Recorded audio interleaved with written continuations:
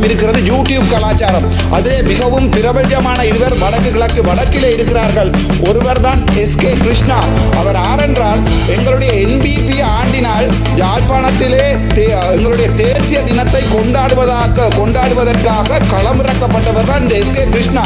அவர் இரவு வேளைகளிலே பெண்களுடைய வீடுகளிலே போய் ஒரு பெண் குழந்தை மாட்டேன் வெளியே வர மாட்டேன் என்று சொன்னபோது கூட அப்போது உங்களுக்கு காதலன் இருக்கிறாரா, உங்களுக்கு முகத்தை காட்ட வெக்கமில்லையா, நீங்க ஐஸ்வர்யா ராயா என்று கேட்டு அந்த வீட்டுக்குள் அவருடைய அறைக்குள் பூந்து வீடியோ எடுத்து அதை யூடியூப்ல டிக்டாக்காக போட்டிருக்கிறார் இந்த நபர்.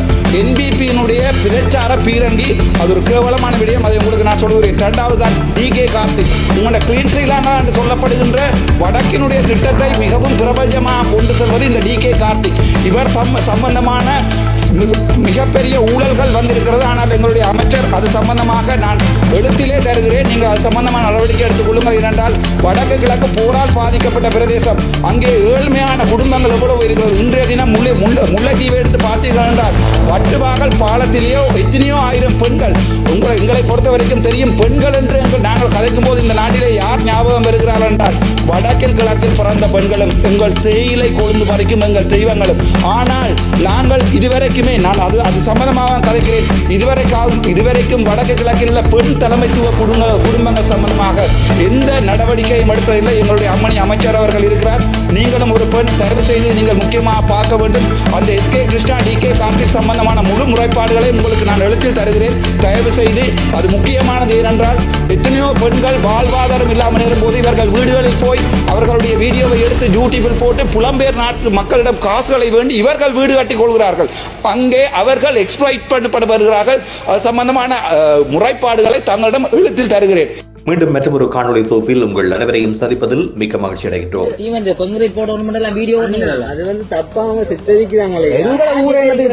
நாங்கள் என்ன தப்பா சித்தரிக்கிறோம்? நான் வீடியோ பார்க்காம கதைக்கல. வீடியோ பார்க்காம கதைக்கல.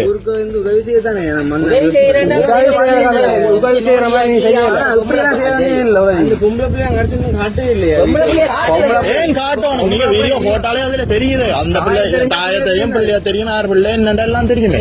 இந்த மோசடிகள் எவ்வாறு இடம்பெறுகின்றன, இந்த மோசடிகளை தவிர்ப்பது எப்படி, மோசடிகளை தவிர்ப்பதனூடாக எவ்வாறான விடயங்களை நாங்கள் சாதிக்க முடியும் போன்ற பல விடயங்கள் பற்றி இன்றைய நிகழ்ச்சியில் பேச இருக்கின்றோம்.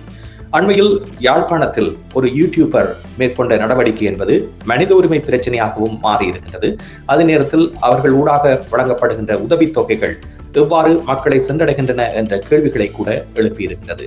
இவ்வாறு ஒன்றல்ல இரண்டல்ல பல ஆயிரம் யூடியூபர்ஸ் இப்பொழுது யாழ் மண்ணில் வலம் வந்து கொண்டிருக்கின்றார்கள். இவர்கள் எவ்வாறு செயற்படுகின்றார்கள் போன்ற விடயங்கள் இப்பொழுது வெளி உலகுக்கு வர ஆரம்பித்திருக்கின்றன. காரணம், அவர்களுடைய கடந்த கால நடவடிக்கைகள் இப்பொழுது சந்தேகத்துக்கிடமான முறையில் பார்க்கப்பட்ட நிலை மாறி நிரூபணமாகி இருக்கின்ற விடயங்களாக அவை அரங்கேறி இருக்கின்றன. இவை குறித்து இன்றைய நிகழ்ச்சியில் பேசுவோம். நிச்சயமாக அது ஒரு எங்கள் தமிழ் மக்கள் மட்டுமல்ல, இது ஒரு கொமனாக எல்லாருக்குமே இருக்கிற பிரச்சனை தான். யூடியூபர்ஸ் எவ்வளவு பேக் பண்ணுகிறார்கள், எவ்வளவு தூரமாக அதை தங்களுக்கு சார்பாக பயன்படுத்தி காசல் விடுத்துக் கொள்கிறார்கள். இது இப்பொழுது இலங்கை போன்ற நாடுகளுக்கு வர ஆரம்பிக்கிறது. எங்களுக்கு இது பழைய விடயம். இது நீண்ட காலமாக நடக்கிற பிரச்சனை. நீங்கள் பார்த்தீர்கள் என்றால் தெரியுமா, அமெரிக்காவினுடைய டாப் பைனான்சியல் ஃப்ராட் என்று பார்த்தால் நைஜீரியா தான் துவங்கும். அந்த முதல் பேஜில் இருக்கிற முதலாவது பேர் நைஜீரியா ஒரு மனிதனுடைய பேர். சிறந்த ஆங்கிலம் பேசுவார். அதனூடாக அவர் அதை பயன்படுத்தி இன்டெலிஜென்ட் ஆளும் கூட நிறைய பெருமளவிலான பணத்தை ஆட்டை போட்டு விட்டார் பேங்கில் இருந்து. அவருடைய பெயர் தேடப்படுகிறார். இப்பொழுது தமிழ் மக்களுக்கு இது புதிய விடயம் என்றால் இப்பொழுதுதான் அவர்கள் யூடியூப்பை பார்க்கிறார்கள், பேஸ்புக்கை பார்க்கிறார்கள், ஃப்ராட் சிஸ்டத்தை பார்க்கிறார்கள். இது முதல் ஆரம்பத்திலே மட்டை என்று சொல்லுவார்கள், கள்ளக்கடை கடை தாளங்கள் எல்லாம் போய் இப்பொழுது மக்களை முகத்துக்கு நேராக ஏமாத்துகிற ஒரு சிஸ்டத்தை கொண்டு விட்டார். இது ஒரு மக்களின் தேசத்துக்கு மிக ஒரு தாரதமான விடயம். இலங்கை நாடுகளில் அந்த ப்ராசஸிங் கொஞ்சம் சிக்கலாக இருக்குது. கனடா நாடுகள் உடனே நாங்கள் அனௌன்ஸ் பண்ண உடனே அதுக்கு ஒரு போலீஸ் ஒரு சிஸ்டம் வச்சுக்கிறார்கள், அவங்க பிடிப்பார்கள், தேடுவார்கள். இது ஒரு தமிழ் மக்கள் நான் அதை பார்க்கலாம். நீங்க சொன்னாதான் நான் இப்ப பார்த்தேன். உண்மையிலே ஒரு தமிழ் மக்களுடைய பரிதாப நிலையை பயன்படுத்தி ஒருத்தர் காசு உழைக்கிறார் என்று சொன்னால் அது ஒரு மனித இயல்புக்கே தவறான விடயம். ஸ்பெஷலாக ஈழத்தமிழர்கள் மிக குறைந்த அளவு மக்கள் தான். எங்களுக்கு கனவேர் இல்லை. எங்களுக்குள்ளே இவ்வளவு சுத்தமாக அது நடக்குதுன்னு சொன்னால் இது சிக்கலான. இந்த பணம் என்று வருகின்ற பொழுது அது போர் இடம்பெற்ற காலத்திலும் சரி, அதற்கு முன்னரும் சரி, இப்பொழுதும் சரி, இந்த பணம் எவ்வாறு சென்று கொண்டிருக்கின்றது என்பதை நாங்கள் தொடர்ந்து பேசிக்கொண்டேதான் இருக்கின்றோம். காரணம், ஒருவருடைய வலியை இன்னும் ஒருவர் சாதகமாக பயன்படுத்துவது என்பது. இன்னும் ஒருவருக்கு உதவி செய்ய வேண்டும் என்ற ஒரு அங்கலாய்ப்பில் இருப்பவருக்கு, புலம்பெயர் தேசத்தில் இருக்கின்ற பலர் இவ்வாறான உதவிகளை செய்வது ஒரு நம்பிக்கையின் அடிப்படையில் செய்கிறார்கள். ஆகவே பாதிக்கப்பட்டவருக்கு அது போய் சேரும் ஒரு நம்பிக்கை இருக்கின்றது. அதே நேரத்தில் உதவி கேட்பவரும் தனக்கு உதவி வழங்குபவர் தனக்காக பாடுபடுகிறார், அவரிடம் உதவி கேட்டால் அவர் எப்படியாவது அந்த உதவியை பெற்றுத்தர விடுவார் என்ற ஒரு நம்பிக்கையில் அவர்களும் அவரிடம் கையேந்துகின்றார்கள்.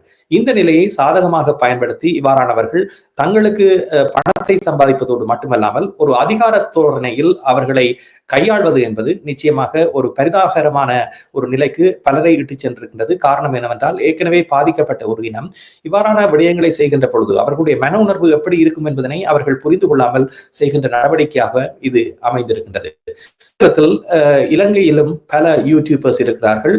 காரணம், இலங்கையில் ஒரு ஜனாதிபதி உழைக்கக்கூடிய சம்பளத்தை காட்டிலும் யூடியூபர்ஸ் கூடுதலான சம்பளத்தை பெற முடியும். அவர்களுடைய வியூஸ், லைக்ஸ் போன்ற விடயங்கள் அதற்கு ஒரு உதாரணமாக இருக்கும். எவ்வளவு லைக்ஸை பெறுகிறார்கள், எவ்வளவு சப்ஸ்கிரிப்ஷனை பெறுகிறார் என்பதை பொறுத்து அவருடைய வருமானம் என்பது இருக்கிறது. இது இலங்கையை பொறுத்தவரையில் ஒரு வரப்பிரசாதமாக பார்க்கப்பட்டாலும் ஒரு தொழில்முறை ரீதியாகவோ அது ஒரு நிபுணத்துவ ஆலோசனையை வழங்குவதனூடாகவோ இவ்வாறான யூடியூபர்ஸ் பணம் சம்பாதிப்பது என்பது ஒரு பொதுவான விடயமாக பல நாடுகளிலும் இருக்கின்றது. ஆனால் எந்தவித அனுபவமும் இல்லாமல் அல்லது எந்தவித திறமையும் இல்லாமல் ஒருவர் தன்னை பிரபல்யப்படுத்த வேண்டும் என்றால் இவ்வாறான விடயங்களை செய்துதான் அவர் மக்களுடைய அனுதாப அலையை பெற்றுத்தான் தன்னுடைய சப்ஸ்கிரிப்ஷனை கூட்ட வேண்டும்.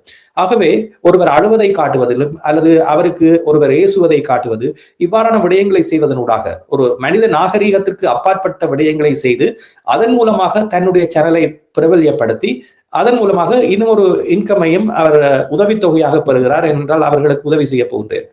ஏற்கனவே இவ்வாறு தொழில்முறை ரீதியாக செய்பவர்கள் தங்களுடைய திறமையின் அடிப்படையில் அவர்கள் அந்த சேனலை வழிநடத்தி சென்று அதனூடாக வருகின்ற வருமானத்தை வைத்து அவர்கள் இந்த வியாபாரத்தை செய்கிறார்கள். ஆனால் இவர்கள் இதையும் தாண்டான வருமானத்தையும் உதவித்தொகையாக பெற்றுக்கொண்டு அதற்கு தரகு பணம் போன்று ஒரு குறிப்பிட்ட தொகையை உதவித்தொகையாக வழங்குகின்ற பொழுது அதற்கு ஒரு சிறு தொகையை அந்த பாதிக்கப்பட்டவர்கள் கொடுத்துவிட்டு மீதியை இவர்கள் தான் எடுக்கிறார்கள் என்பது குற்றச்சாட்டாக இருக்கின்றது. இப்படியான நிலையில் கூடுதலான புலம்பெயர் மக்கள் இது பற்றி சிந்திக்க வேண்டிய ஒரு நிலைக்கு தள்ளப்படுகிறார்கள். காரணம், இவ்வாறு நீங்கள் கொடுக்கின்ற உதவிகள் உரிய முறையில் செல்கின்றதா என்பதனை நீங்கள் முதலில் பார்க்க வேண்டும். நிச்சயமாக இதுல என்ன சில வேளைகளில் நான் யூடியூப்ல அல்லது ரீல்ஸை பார்க்கும் பொழுது பெண் குழந்தைகள் கூட தங்களுடைய அங்க உறுப்புகளை காட்டி அந்த சேனலை ப்ரொமோட் பண்றதை பார்க்கிறேன். அது மிகவும் அசிங்கமாக இருந்தது. ஆனா இது பலவீனத்தில் மீது கட்டப்படுகின்ற ஒரு பிசினஸ் என்ன சொல்லணும் என்றால், ஒரு பெண்ணினுடைய ஒரு அங்கங்களை பார்க்குவதற்கு யாராவது பலவீனமாக இருந்தால் அதை பார்த்து கொண்டிருப்பார். அது எஸ்பெஷலி தனித்துவமாக இப்போ செல்போன் இருக்கிறது.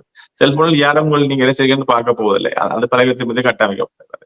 இவ்வாறு அள வைக்கிறதன் மூலமாக நிறைய பேர் ஐயோ பாவம் அழுகிறார் என்று அளவிருப்பார். அதில் மீது கட்டமைக்கப்படுகிறார். அடிபட்டு சண்டை பிடிக்கிறது மாதிரி நடிக்கிறது மூலமாக கட்டமைக்கப்படுகிறது. இவையெல்லாம் டிராமாஸ்.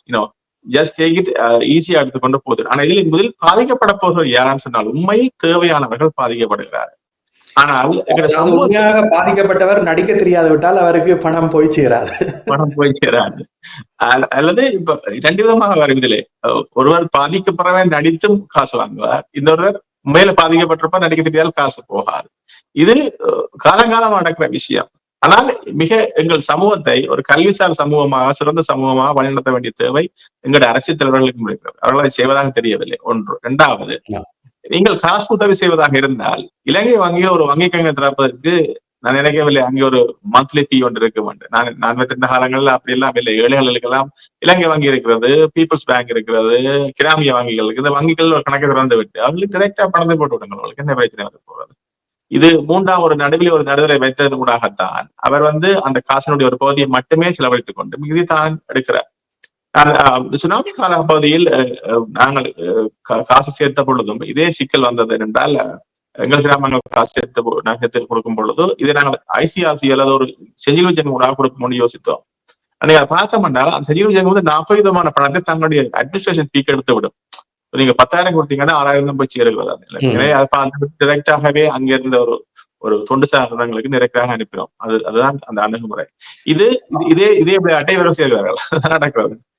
ஆகவே பாதிக்கப்பட்டவர்கள் எங்கெங்கு இருக்கின்றார்கள் என்பதை இலகுவாக கண்டுபிடிக்க முடியும். உங்களுடைய நண்பர்கள் மூலமாகவோ அல்லது உறவினர்கள் மூலமாகவோ அல்லது கிராம சேவையர் ஊடாகவோ நீங்கள் அவற்றை பெற்று நீங்கள் அவர்களோடு நேரடியாக உரையாடி உங்களுக்கு இருக்கின்ற சந்தேகங்களை அவர்களிடம் கேட்டு அதன் பின்னர் நீங்கள் அவர்களுடைய வங்கி கணக்குகளுக்கு நேரடியாக பணத்தை இடுகின்ற பொழுது அவர்களுக்கு அந்த உதவி நேரடியாக செல்வதோடு நீங்கள் நேரடி கண்காணிப்பில் அவர்களையும் வைத்துக் கொள்ளக்கூடியதாக இருக்கும். அவர்களுடைய வளர்ச்சி தொடர்பாகவும் நீங்கள் கொடுக்கின்ற பணத்துக்கு என்ன நடக்கின்றது, இத்தனை வருட காலத்தில் நீங்கள் எவ்வளவு நிலையை அடைய வேண்டும் போன்ற ஆலோசனைகளையும் நீங்கள் வழங்கலாம். உங்களுக்கு இருக்கின்ற திறமையை பயன்படுத்தி நீங்கள் அவற்றை கூறுகின்ற பொழுது அவர்களுடைய பிள்ளைகளை வழிநடத்தக்கூடியவர்களாக நீங்கள் இருப்பீர்கள். ஆகவே அந்த தொப்புள் கொடி உறவு என்பது மேலும் ஸ்திரமானதாகவும் அவர்களுக்கு தாங்களுக்கு கொடுக்கப்படுகின்ற உதவியை தாங்கள் எவ்வாறு பாதுகாத்துக் கொள்ள வேண்டும் என்ற ஒரு மன உணர்வும் அவர்களுக்கு ஏற்படக்கூடிய ஒரு வழிவகையை நீங்கள் செய்து வைக்கலாம்.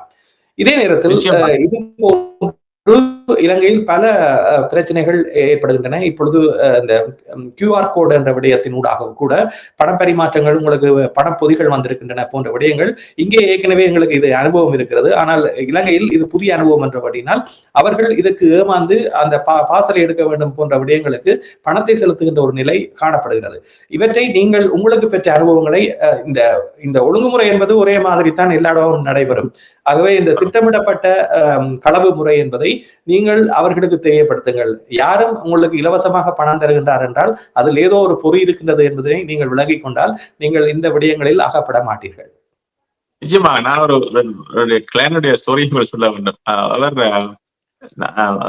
வீடு வாங்கி கொடுத்தனா அவர் வந்து தன்னுடைய வீட்டு பேஸ்புக் ரன் பண்ணுவதற்காக அன்னைக்கு பேஸ்புக்கோ கிஜியோரியோ எங்கேயோ போட்டு விட்டவன் அங்க அமெரிக்காவில இருந்து ஒரு போன் கால் வந்திருக்கிறார். வந்து சொல்லியிருக்கிறார், நான் அப்படி எனக்கு வீடு வேணும், ஆனால் என்ன மாதிரின்னா நான் அங்கிருந்து போன போறேன், எனக்கு வேலை கிடைச்சிருக்குது, சோ நான் அனுப்புறேன் உங்களுக்கு காசை, எனக்கு அதை பற்றி கவலை இல்லை, வீடு கட்டாயம் தேவைன்னு சொல்லி இவருக்கு டிரான்ஸ்பருக்கு இன்ஃபர்மேஷன் எடுத்து போட்டு அவர் என்ன செய்யப்பட்டால் நான் நினைக்கிறேன் அமௌண்ட் மறந்து விட்டேன். ஒரு உதாரணத்துக்கு ஒரு $1000 பேஸ்மெண்ட் அவர் $1000 $10,000 அனுப்பி விட்டார்.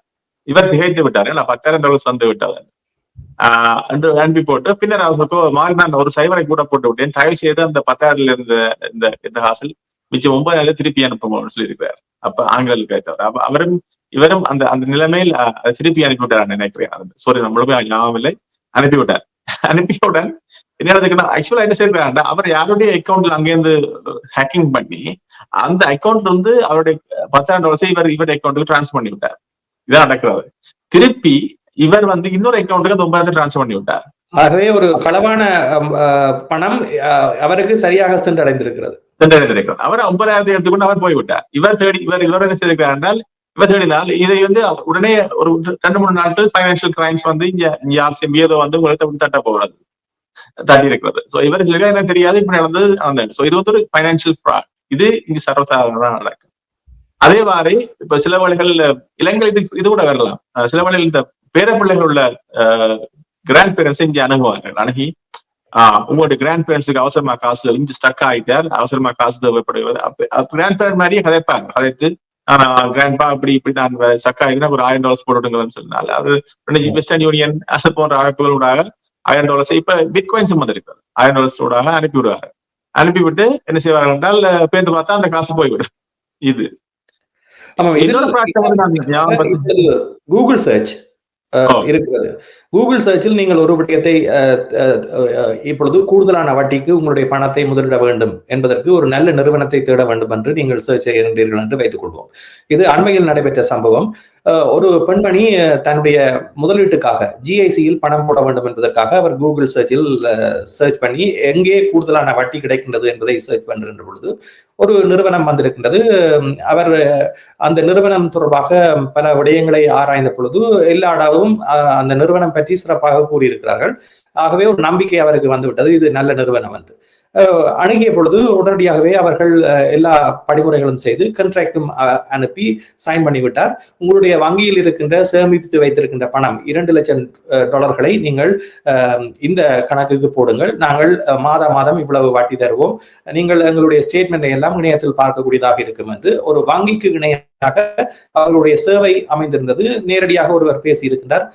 கடந்து இவர் இந்த பணத்தை முதலிட்ட பின்பு சில மாதங்கள் கழியத்தான் இவருக்கு சந்தேகம் ஏற்பட்டிருக்கின்றது. அதன் பின்னர் விசாரித்து பார்க்கின்ற பொழுது இவர் அழைப்பை ஏற்படுத்த பொழுது அது ஒரு பொய்யான நிறுவனம் என்பதை இவர் அணிந்து கொண்டார். ஆகவே இவ்வாறான சம்பவங்கள் கூட ஒரு நிஜமான ஒரு இயங்கக்கூடிய நிறுவனமாக வைத்துக்கொண்டு கூட இவ்வாறான பிரச்சனைகள் எல்லாம் நடைபெறுகின்றன.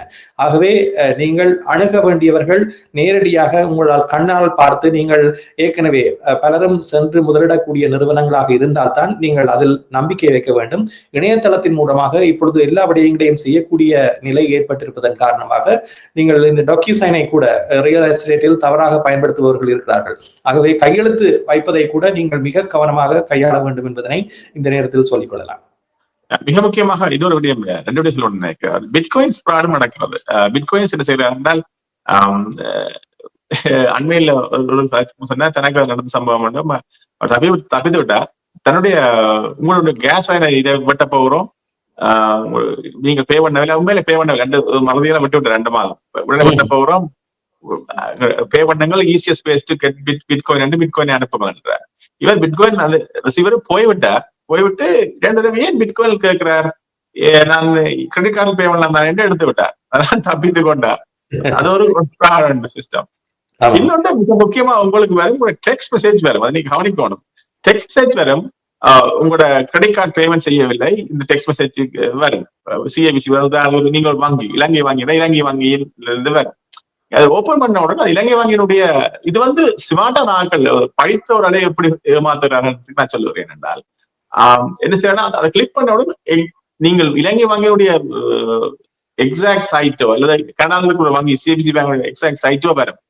நீங்கள் அதில் உங்களுடைய வங்கி கணக்குகள் பாஸ்போர்ட்டை அடிக்க சொல்லுவார்கள். ஆனால் நீங்கள் அந்த யூஆர்எல் பார்த்துக்கலாம், மேலே அந்த இதை பார்த்தீர்கள் என்றால் அது உதாரணத்துக்கு இலங்கை வங்கி .com .ca .fm அப்படின்னு நிறைய போய் கொண்டிருக்கும். இன்னொரு வங்கியில இருந்து அதை களவெடுத்து போடுகிறார்கள். அப்ப நீங்கள் உங்களுடைய இன்ஃபர்மேஷன் டைப் பண்ணி விடுவீர்கள், உங்களுடைய கார்டு நம்பர், பின் நம்பர் எல்லாத்தையும் போட்டு விடுவீர்கள். போட்டவுடன் அது இப்பொழுது செகண்டரி சிஸ்டத்தை கொண்டு வருகிறார்கள். நீங்க உங்களுக்கு டெக்ஸ்ட் மெசேஜ் வர நீங்க அது அனுப்புவதாக இந்த பிரச்சனைக்காக சில வளர்ந்துவிட நாடுகள், இலங்கை நாடுகள் நான் நினைக்கல வரவில்லை என்று அதில் சில உங்களோட வங்கி கணக்குகள் என்டர் பண்ணி விடுவாங்க, என்டர் பண்ணி அந்த காசுகளை எடுத்து விடுவாங்க. இதெல்லாம் நீங்க கவனமா இருக்கணும். ஃப்ராட் நடக்கும், நீங்க எல்லாம் ஸ்மார்ட்டா இருக்கும். இந்த சோசியல் மீடியா எராவில் வந்திருக்க பிரச்சனை என்றால் நிறைய ஃபேக் இன்ஃபர்மேஷன் இருக்கும். ட்ரம்ப் சொன்ன மாதிரி தான், ஃபேக் நியூஸ் சொன்ன மாதிரி தான் ஃபேக் இன்ஃபர்மேஷன் இருக்கும். ஒருவருடைய பலவீனத்தை மிகவும் பலமாக அவர்கள் பயன்படுத்துவார்கள். காரணம், எல்லோரும் இப்பொழுது வருமான வரி திணைக்களம் என்றால் எல்லாருக்கும் ஒரு பயம் இருக்கும். அந்த பயத்தில் வருமான வரி திணைக்களத்தில் இருந்து ஒரு தகவல் வருகின்ற பொழுது உடனடியாக நாங்கள் ஏதாவது பே பண்ணாவிட்டால் உடனடியாக பே பண்ணி விடுவோம் என்ற ஒரு மன உணர்வு எங்களுடைய அடிமனத்தில் இருக்கும். அதனை சாதகமாக பயன்படுத்தி பல ஃப்ராட் இப்பொழுது நடைபெற்றுக் கொண்டிருக்கின்றது. அதன் கூடுதலாக வருமான வரி திணைக்களம் தாங்கள் டெக்ஸ்ட் மெசேஜில் உங்களோடு தொடர்பு கொள்வதில்லை என்ற விடயத்தை அறிவித்துக் கொண்டிருக்கிறார்கள். அதே நேரத்தில் தொலைபேசி அழைப்புகளையும் தாங்கள் எடுப்பதில்லை, உங்களுக்கு கடிதம் மூலமான தொடர்புகளைத்தான் கூடுதலாக இந்த பணத்தை அறவிடுவது தொடர்பாக அவர்கள் அறிவிப்பார்கள் என்ற விடயத்தை குறிப்பிட்டிருக்கிறார்கள். அல்லது இவ்வாறான பணம் கட்ட வேண்டி இருக்கின்றது என்பதை தெரிவிப்பார்களே ஒழிய கட்ட சொல்லி தொலைபேசியினூடாக உங்களுடைய இலக்கங்களை அவர்கள் கேட்க மாட்டார்கள். நிச்சயமாக அது பெருமளவு கட்ட வேண்டி வந்ததான் ஒரு அக்கௌண்டை ஃப்ரீஸ் பண்ணுவாங்க, அதை போய் நீங்க கண்டிக் கொள்ளுங்கள். ஆனால் இப்பொழுது போய் மாற்றப்பட்டுக் கொள்வார்கள். சோ மிக கவனமா இருங்கள். எஸ்பெஷலி இப்போது நான் நினைக்கிறேன் ஒரு அடிக்ஷன் வந்து இலங்கை போன்ற தேசங்கள் வந்து விட்டது. நான் நிறைய பேரை பார்க்கிறேன், அவர்கள் போனோடும் கையுமாக தெரிகிறார்கள். அது ஒரு என்டர்டெயின்மெண்டாக வந்து விட்டது. இப்ப ஒரு காலத்துல எப்படி டிராமா என்டர்டெயின்மெண்ட் இருந்ததோ, சீரியல் என்டர்டெயின்மெண்ட் இருந்ததோ, அது இப்பொழுது போன் அடிக்ஷன் ஒரு என்டர்டெயின். நான் நிறைய பேர் அடிக்டடா பாக்குறேன். நான் என்னோட நண்பர்களுக்கு சொல்லுவேன், இது அடிக்ட் ஆகிடும்டா கஷ்டம். யூடியூப் மட்டுமல்ல, இப்ப டிக்டாக் போன்ற இடங்கள் சும்மா பார்த்து கொண்டே இருப்பார்கள். சிலவர்கள் விடிய பாக்குறார்கள். It's not a good sign. எனக்கு அது ஒரு நாளைக்கு சமூகத்திற்கு அது உகந்ததாக இருக்க போவதில்லை. நீங்கள் உங்களுடைய சில பேருக்கு அந்த போன் இல்லாவிட்டால் கை அடக்க. நான் இன்றைக்கு வரும்பொழுதும் நான் கவனித்தேன் ரோட்டில் சிலவர்கள் அந்த போனை வைத்துக் கொண்டுதான் கிராஸ் பண்ணுகிறார்கள் கிராஸ் லைன். எனக்கு அது பயமா இருக்கிறது. என்னுடைய குழந்தைகளும் எதிர்காலங்கள் அப்படிப்பட்ட பிரச்சனைகள் தாங்குவார்கள் என்ன பயம். நீங்கள் பாக்கெட்டில் வைத்து நடங்கள். ஓகே, பார்க்கவர்களா இருந்து பாருங்கள். ஓடி ஓடி எல்லாம் பார்க்காதீர்கள். அதெல்லாம் உங்களுடைய வாழ்க்கையை முடிந்துவிடும் நான் நினைக்கிறேன். உண்மையிலேயே கடவுள் ஒருத்தன் இருக்கான்னு இந்த கனடால இருக்கிற எல்லாரையும் பார்க்கத்தான் இதுக்கு ஒரு நாளைக்குண்டா. ஏன் அப்படி எல்லாம் ஆளுதா? ஹலோ ஹலோ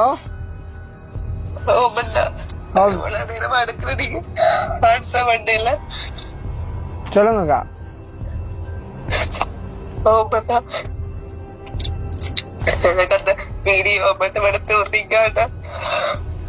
எந்த வீடியோக்கா? நான் இங்க உங்க எடுக்கிற வீடியோ இங்க எடுக்க வேணாம், யூடியூப்ல எடுக்கிற போகாதா? எந்த வீடியோவ சொல்லி சொல்லி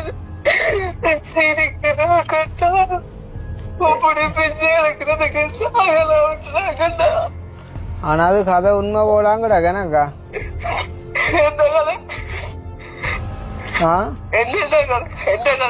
இல்ல இந்த பிச்சை எடுக்கிற பார்க்க சாலா மண்ட கதை உண்மை போலாங்கடா கண்ணு. அக்கினி எங்கட கொங்குரேட்டுக்கு மண் பறிக்க கொஞ்சம் காசு இல்லாம கிடக்கடா. நீ வந்து அந்த பொம்பளைன்ற டோப்பு இருக்குல்லோ அதை போட்டு கொண்டு ஒன்று இஞ்சாதான் அதை போட்டு கொண்டு ஒரு குடிசை போட்டு கொண்டு புறன் நீ ஹெல்ப் கேட்க மாட்டியோ? என்னண்டு காய பச்சு காய்ச்சி காட்டா